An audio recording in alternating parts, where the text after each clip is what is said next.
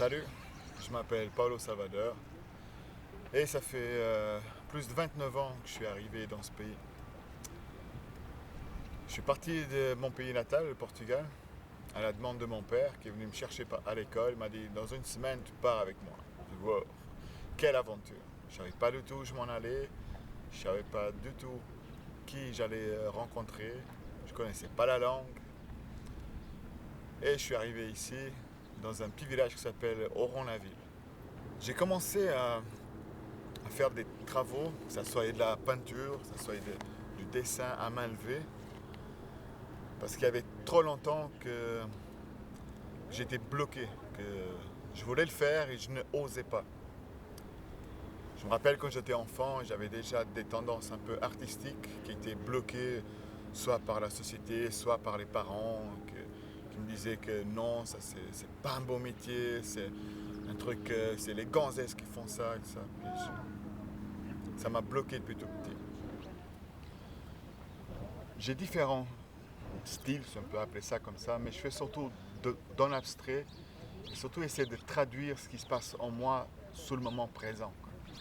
Quand je me mets devant une toile, que ce soit une petite toile, une grande toile, je ne sais pas ce que je vais faire, j'ai aucune idée. Je sais que j'ai mes couleurs à côté et c'est sous le moment, quand je pose ces couleurs sous la toile, que je laisse mon imagination faire ce qu'elle a envie. Quoi. Je fonctionne beaucoup avec le moment présent, avec les sentiments. J'utilise différents types de supports. Ça peut de la toile, du bois, différentes sortes de bois, du métal, du plastique, du tissu aussi. Pour la toile, j'utilise le plus souvent c'est de l'acrylique, que ce soit en canne ou en spray. Que je mélange après avec du sable, ça peut être du coton, toutes sortes de matériaux qui viennent se rajouter à cette peinture. Je fais aussi des portraits au crayon de cire, des photos en noir et blanc que je prends sur internet ou bien des gens que je connais pas.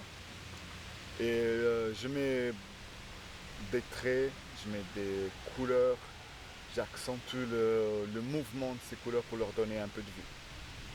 Dans la transformation des autres matériaux, je peux prendre des masques en bois, je peux prendre des petits animaux en métal, ça dépend vraiment de ce que je trouve sur le moment.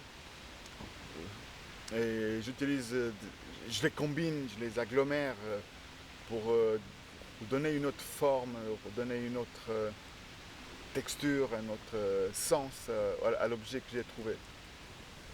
Il y a aussi les dessins à main levée, que je fais ça sur soit du papier, soit du carton, soit aussi sur du bois.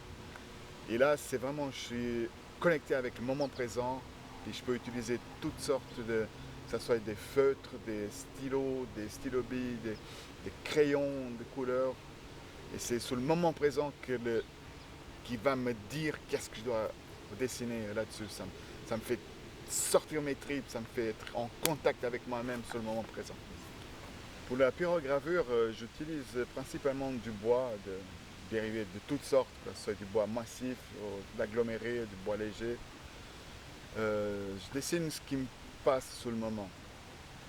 Ça peut être, je peux commencer par un grand dessin, par une vague, par une espèce d'escargot, une flamme, et puis après je réduis, je change le bois de position, j'essaie de faire un autre dessin, et ce n'est qu'à la fin que je peux essayer de deviner qu'est-ce qu'il y a sur ce bois-là. En conclusion, ma peinture, mes délires sur pyrogravure, mes travaux sur des différents objets me ressemblent énormément. C'est coloré, c'est diversifié, c'est des fois bizarre, mais c'est basé surtout sur le moment présent, qu'est-ce que j'ai envie, qu'est-ce que je peux faire